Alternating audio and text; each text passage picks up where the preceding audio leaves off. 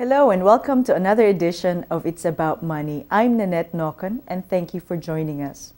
Today we'll be talking about comprehensive financial planning and what it might mean to you. To help with our discussion, our guests today are Dale Nauer and Susan Pearson. And I hope you tune in and join us in our discussion of comprehensive financial planning.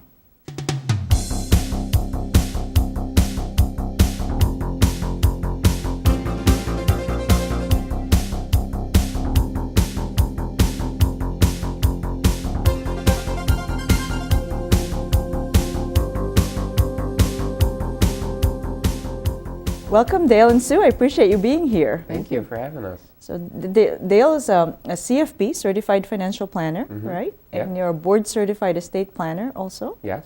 And then you're working on another designation. I'm working on a master's in financial planning. Excellent, great. So we've got a lot of brain power here. That's great. And welcome, Sue. You've been in the business for 6 years, is that right? That's correct. Well, almost actually 5. 5 years. And you worked at the bank and also at a financial planning company before. That's true. And you're also working your designation, I understand. Charter Life Underwriter I'm working towards. Beautiful, thank you. Well, I really appreciate having you both here. Now, many people are familiar with using a lot of techniques today that they didn't have before, and there's so much information available. One of them is the internet. With the internet, information from the internet, newspapers, publications, why would anyone need a financial advisor? Well, it is true that the internet does provide a lot of information, but sometimes just having information, you really don't know how to piece it all together. There's so much stuff going on with the tax laws changing and how they impact all the different types of retirement plans. It's really a full-time job just trying to keep up with that. So if you're working and maintaining your own investments and doing your own financial planning, when are you sleeping if you're doing it correctly? There's just so much to it. Yeah. Too many choices and not enough time to get through it all and figure out what's best for you. I think you're right there. The choices are just astronomical, and it's really finding the time to filter the choices. I think one of the other things is also, I think a lot of power belongs to asking the question. And if you don't even know what questions to ask, how could you actually find the right answers? Right. That's true. Right? The answers are right in front of you, but if you're not asking yourself the right questions, it's very difficult. Now, there are many facets to financial planning, and according to the College of Four Financial Planning, there are 6 areas of financial planning. Can you help me go through that for our audience today? Well, the first step is developing a relationship with your advisor, for the advisor to develop the relationship with the client. The second step is gathering information about your financial situation. I always found that was probably one of the more difficult steps for the client, because they have to go home and dig out all of their finances and their statements and all of that. But it's really, really important to provide that information to your advisor so they can do a proper analysis, which is the third step. Okay. So then there's the financial planning part of it, the analysis part. Right. Okay. Developing recommendations, and then after that, of course, you have to implement the recommendations. And after that, you need to keep monitoring to make sure you're staying on course with your goals. So there's really a cycle to financial planning. It's not just Right. initially meeting with someone and gathering the information. You really have to, after the analysis work, do some implementation and then go back into the circle. Right. Now, how often does a person need to meet with a financial planner? How often should they meet? Well, I think it all depends on where the relationship is. If it's a new relationship, then I think maybe for people to be more comfortable, you should meet, frequently, 3-4 times a year. But after you've, established the relationship, have the plan in place, and are just maintaining the progress along the path, then you could probably do it, 2 times or 1 time a year with contact in between. I'm just talking, like face-to-face meetings. And contacts would be by? Email, phone calls, letters, any other type of contact. Now, if someone is working with a financial advisor, how does the contact work? Does the financial advisor typically contact the client? The client contact the financial advisor? What's the typical protocol for that? Once the relationship is established? Right. Well, I know in our practice what we do is contact the client ahead of time, and we have them on a schedule. So if they've agreed upon meeting once a year or twice a year, then we have that on our calendar to give them a call and remind them we need to set up an appointment, and go from there. I was going to add to that. I mean, if there's anything that comes up, I mean, the financial advisor should be aware to make sure. I mean, we shouldn't always wait for the client to contact us. We should contact them when we see something, if there needs to be any changes done to, the portfolio or to just the plan itself. Sure. So there's some life event triggers that the client should be calling, or perhaps the advisor may be anticipating calling the client, or things that happen, tax law change, like you said, Right. market condition changes and that kind of thing. Now, when one is doing comprehensive financial planning, there's certain areas of discussion. What are those areas of discussion? Well, you should really be looking at like your insurance, your investment portfolios, just retirement planning, estate planning, income taxes, and try to tie all those things together. And then the investments, like you mentioned earlier. And one of the things that many people don't think about is just their financial position. The cash flow, the inflows, the outflows, the debts, the assets. Yeah. Sometimes I end up meeting people who have a significant amount of money in savings, but then they have a significant amount of money in their debt. You know what I mean? So it's like, this doesn't seem to be right. You're paying the bank a certain amount of expense for borrowing the money, and you're not making as much money on the cash that's sitting there. So kind of looking at all those. Part of that process is looking over your budget, and Right. making sure you're handling that well. Now, there's a lot of people out there that call themselves financial planners. And then there's comprehensive financial planners that deal with those issues. What's the biggest difference, and what should consumers be looking for when they try to find a financial planner? Well, I think you have to figure out what's important to you, for one thing. And some focus just on investments, and others, the comprehensive planners, are looking at all of those areas that Dale just mentioned, your insurance, all of your goals. They help you identify what your goals are and what you really want out of your life in general, and make sure that you're working towards that. Whereas some advisors are simply looking, their focus is helping you pick some investments and go from there, and not looking at the whole picture, which it is okay for some people, but not always for everyone. Sure, okay.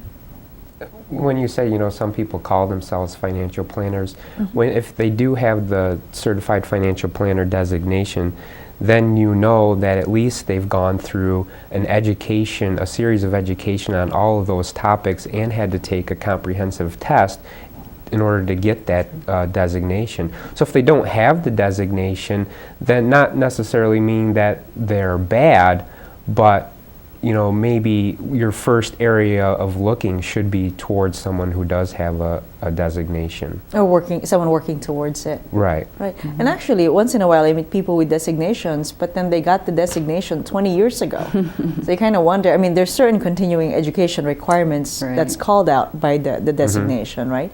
And then there's continuing education requirements by the state insurance department. Right. But then you would want somebody who wants to continue to learn, because the more they learn, the more keeping up with what's out there now. Things change so much in this area.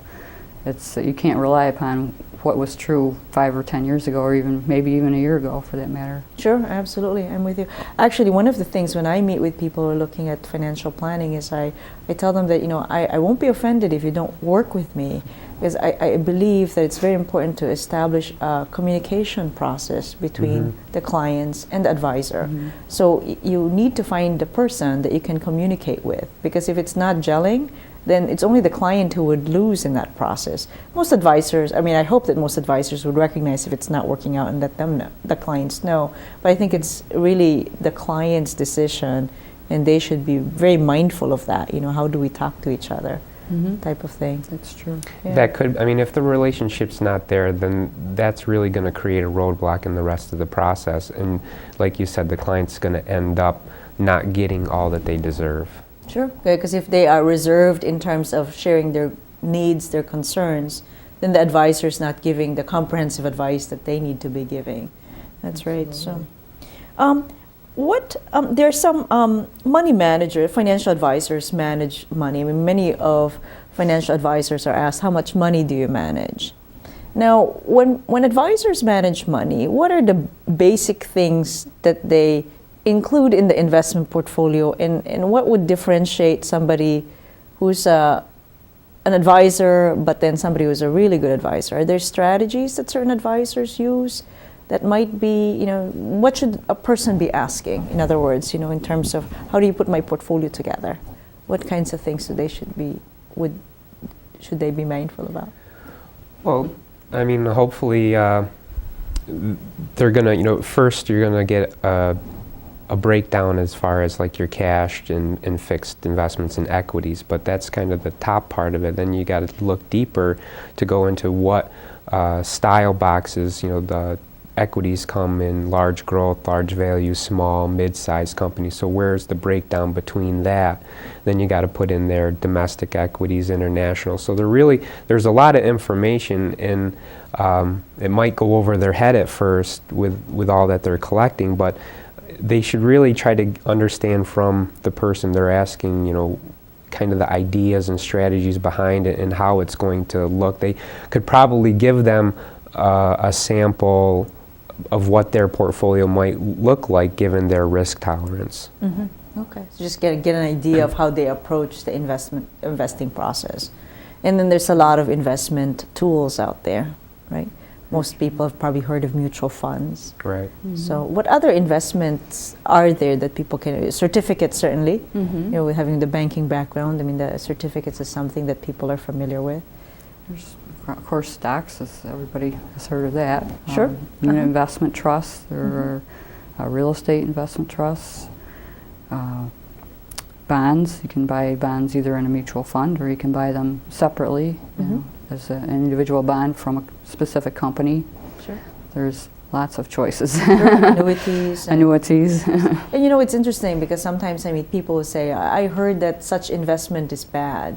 But really, I think it may be the experience they had or the inappropriateness of that investment, because as we talk about these investment products, where it's stocks, bonds, mutual funds, unit investment trusts, whatever they might be, it's not really good or bad. It's really how it fits the situation. Wouldn't you agree? Right. You're right. Yeah. Well, one of the first steps that we talked about before in the whole financial planning process is developing that relationship with the client and understanding what they're comfortable with, determining their risk tolerance, and determining whether they can sleep at night if their balance goes down a little bit or goes up and down a lot versus maybe they're more comfortable with something that's more steady. So you have to understand that about the client first, and then apply the appropriate strategy with the investments to what they're comfortable with. I mean, if we can put a magic wand, we'd find the investment with the greatest return and no risk, right? That's what everybody's looking for. But unfortunately, there's the risk and reward equation that we've got to take a risk to get more return. Exactly, right. And then there is a point sometimes where clients take a lot more risk than the return they're getting. So they really need to understand that, right?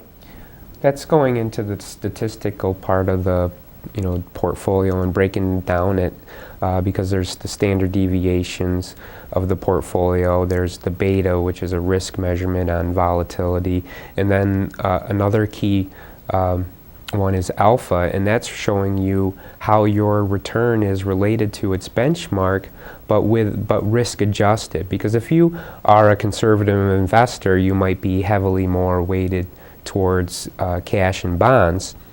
So your volatility or your beta of the portfolio might be half of what the benchmark it's being compared against. But the alpha number is really going to give you the true return, as if you are on a risk-adjusted basis beating the market or underperforming. And that's going to be a big key in monitoring your portfolio as you go along. I see. So one should really just ask the question, what was the rate of return in the last 1, 3, 5, 10 years? They really ought to be looking at some of this statistical information. Like you said, standard deviation, how far does it go up or down when the market goes up? Right, because again, based on the type of portfolio you have, if it's more conservative, your return might be, if the S&P 500, for example, did 10% and your portfolio returned 5 or 6, you might look at that and go, well, that's not that good. But the alpha number might be, 1 or 2, which means that if you had kind of an equally weighted risk toward the S&P, you would have actually outperformed the S&P. So it all, you have to really look into the numbers. It's not just, I did 5% last year. That might not be really a true return. Yeah. It's not a good measurement. So it's Right. not enough that you ask the advisor to look at what the performance numbers are. It's really important to look at some other key measures, which is really part of modern portfolio theory, right? Right. Asking about standard deviation, the alpha, which you said is the excess return on the risk-adjusted basis, Right. and then the beta, which is a measurement of the volatility against the benchmark. So at least knowing some of these key questions to ask, and that's interesting because I'm sure it's hard for audiences who are familiar with those terms. It's easy for them to catch it, but those that the terms are new to, like, ooh, what was that about? But then if you ask, if the consumer asks the advisor, what is the alpha? What does the alpha look like? What is the beta look like? Even if they don't know the answer, at least they could observe the reaction of the financial advisor and see how they're picking it up. That's true. Right, because some of advisors, I don't think, pay attention to those key measures, which is very important Well, to what's look important at. too is that you want to look for an advisor who's going to explain those things to you. If you can't understand what they're saying, then you probably should look elsewhere. But as part of this whole process is getting an education, and the advisor should help with that about the types of investments that are available and the things that you're investing in. We are talking to Dale Nauer and Sue Pearson about comprehensive financial planning. We'll take a quick break.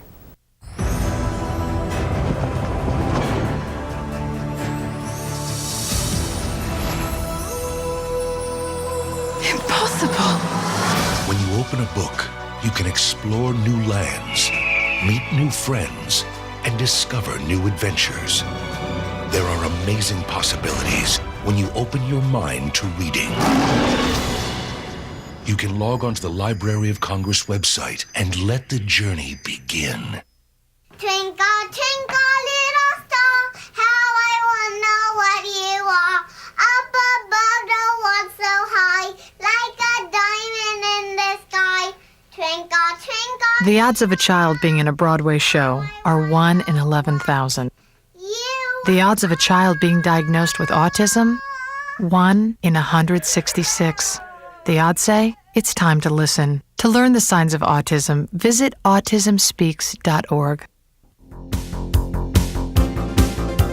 If you have any questions, please email Nanette at nnocon@aol.com.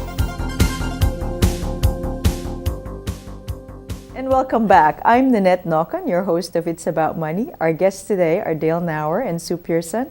We're here talking with you about comprehensive financial planning. So welcome back, and thanks for being here, both of you. I appreciate it. Now, we spoke about the investment. We talked about financial planning as a process, the cycle that you spoke about, Sue, being able to establish the relationship, gathering the data, doing the analysis work, and then also implementing it, and then going back and making sure that it's revisited. And then we talked about the 6 areas of financial planning. That's the financial position, the investments, the retirement planning, insurance, estate and tax planning. So we talked about, and we covered some of the investment side. Let's talk about the insurance side of it. My feeling about insurance is that you just want to get the necessary amount of life insurance. It's almost like putting postage on the letter you want to send out. If the postage is going for 39 cents, you don't want to put 42 cents because it's just overkill. The letter's going to get delivered, right? But you don't want to put less than that 39 cents if the postage is 39 cents because the letter won't be delivered. So I think that the insurance side is that. That's too simplistic of a notion, but there's so many different facets of insurance. Let's talk first about life insurance. Why do people have to get life insurance? So what is the purpose of life insurance? Well, it's usually to replace income. If someone passes away and they have a full-time job and they've been providing maybe half the income in the family or maybe all the income in the family, all of a sudden that's going to go away. So you need something to take that place, financially at least, to help the people that they leave behind continue on in the same lifestyle that they had before. Sure. I mean, because if you think about it, let's say somebody makes 40,000 a year, and they have life insurance that's 40,000. In the way you're speaking of, they're only replacing the income for 1 year. Sure, that person won't be there to spend the money for their own needs, but the family needs don't diminish, you know? I mean, Right. if you have 1 or 10 people living in the house, it's the same property tax, right? Not that many things go away. Yeah, that's right, exactly. So really one needs to take a look at how to replace that income. And Right. especially a young family, you know, if something happens. And sometimes you have children. more expenses as well, like childcare, because now that other person isn't there. So Excellent point. Now, would you say it's just the income replacement? Would somebody who's staying home taking care of a child need to be insured as well? Well, absolutely, like Sue said, with childcare, I mean, if it's a stay-at-home mom or dad, then, I mean, that's not an expense currently, but the person who's working outside, if the person at home wasn't there, then the kids would have to go to daycare, so then there was an added cost that might not be factored into the budget now. So it would just mean maybe they don't need as much insurance as the person who's out of the home working. So there's an economic value to what that person is contributing to the family. Right. So, because traditionally it's the women staying at home, they don't get the life insurance, but now it's wonderful that men and women have choices and can do the same. So what we're saying is make sure that there's enough coverage on the life insurance to replace the income. Right. And then what about the debt? Is that something, you know, for some people, I mean, you know, if you've got the mortgage, a couple of card loans and stuff like that, I mean, that's also something to consider, right? exactly, college. Okay. If you had wanted your children to go to college, you want to make sure that you've got enough money to take care of that. Sure. There's a lot of different goals that people have, and you want to make sure that you're still going to be able to achieve them. Okay. I mean, insurance really, I mean, for the most part, people think of insurance, they think it's towards younger family, you know, for like this, providing for young children to get them through college, or to get the spouse to, you know, through the rest of her life or his life.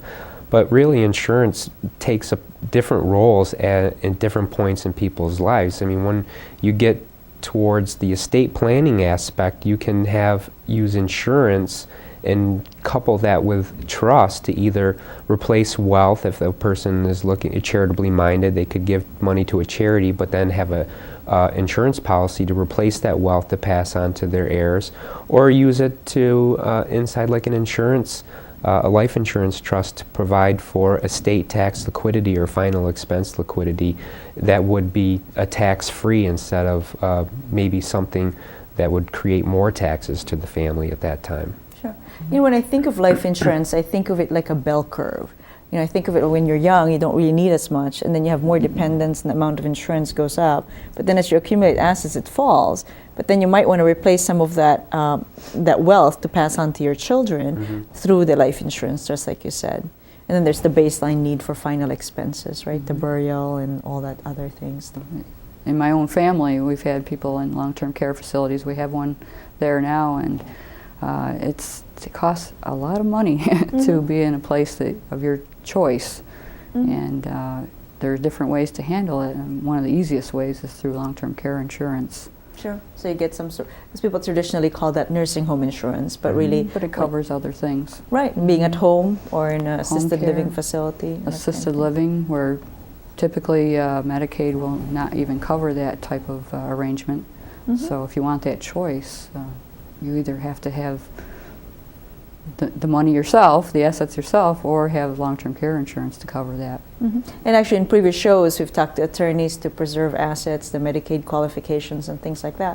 But it is really important as part of the financial planning structure to have this type of coverage, because you could work so hard in building your asset base, but then something devastating like a nursing home admission or long-term care Right. needs could really erode that. Changes your life quickly. Sure, absolutely. So there's life insurance, there's long-term care. What other insurances should someone be looking at? Disability insurance. Okay, tell me more. You know, statistically, they say someone, you know, during work, they're more likely to be on a long-term disability than actually dying prior to retirement age. So disability for income replacement really becomes a huge factor, because if you don't have it and you got a disability, then how are you going to be able to provide, because you can't work? So disability insurance is there to kind of pick up that and provide, you know, a monthly stream of income, so you're able to pay your bills. Right. No, when you talk about disability, it's really, when we think of disability, we think of being in a wheelchair. But that's really not the only definition of disability, right? Right. I mean, disability is really not being able to do the work that you typically do. Whatever it is that might cause you not be able to work would be a disability. Sure, and earn the same capacity or earning right, level and earning that the same level, right. That's true. And what are the key things with disability? I mean, life insurance costs less when you get it when you're younger. Same thing with long-term care. Is that the case for disability insurance? The younger and healthier you are, the less it's going to cost. Yeah, absolutely. And you're right, there's a lot of health issues that come in the way, and you might not be able to get disability insurance. Right, it's too late once Right. it happens. You know, one of the interesting points that I found out over time is that there are certain patterns in life that if we don't think about what we're doing, that we might not get the insurances that we need. One of them, I think, that's most stringent is disability insurance. So one of the things is the psychological. You know, I think it's great that we have professionals helping out people, but if we tend to migrate towards either getting medicated for our anxiety too much, or seeking the help of a psychiatrist too soon, or something like that. Certainly, I'm not qualified to know when someone should be seeing, but they shouldn't be taking that casually, because it's one thing to understand that you need the insurance. It's another to get a company to underwrite the insurance. Absolutely. Yeah, it's pretty. And actually, the interesting point to deal with disability insurance that I found is some people call it the living death, because basically you're watching your financial picture really decline, you know, because you're there to spend the money. I mean, Social Security doesn't give very much. By the time you get it, you're practically in your deathbed. Right. Yeah, so anyway, I think it's important for people to think about that. Get it when they're younger, like you said. Absolutely. Health status is better. It's so. probably the most overlooked type of insurance out there. People don't seem to think ahead about that possibility in their lives. Sure. Well, we've covered a lot of topics. Certainly comprehensive financial planning there's so much to it, and we can't cover it all in half an hour, but I do appreciate the time that you've spent with me here today with the audience. I really appreciate that. Thanks for having us. Yeah, Sue Pearson, Dale Nauer, thank you very much. And thank you, our guests, for joining us today. I'm Nanette Naukan. We talked about comprehensive financial planning, and I hope you join us next time. Thanks for watching. Thanks for tuning in. If you have any questions, please email Nanette at nnocon@aol.com.